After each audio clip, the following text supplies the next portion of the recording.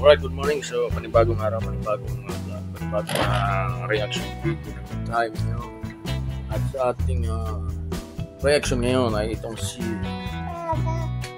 number 1 Senator Robin Padilla nag-react sa mga patutsada at mga tumayong mga solid na witness na kaso laban kay Pastor Apollo Kibuloy, at kilala niyo man ito si Pastor Apollo Kibuloy simula pa noon sa kapanahonan pa ni Gloria Macapagal-Arroyo, napakatagal na panahon na. So wala siyang bias, wala siyang pinapanigan, at panoorin natin at kayo ang magbigay ng reaction. Alright, let's go. Ay hindi pa senador noon.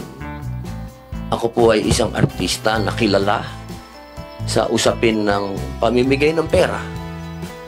Pero kahit isang beses, hindi po ako hiningan ng pera ni Pastor Kibuloy. Wala po akong pinapanigan dito. Dahil ang Senado ay kakampi ng bawat Pilipino.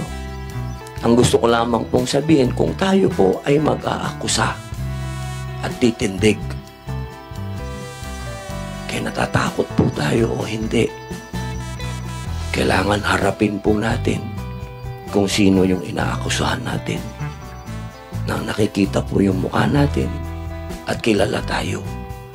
Dahil yun po ang matatandaan ng susunod na henerasyon kung paano tayo tumindig.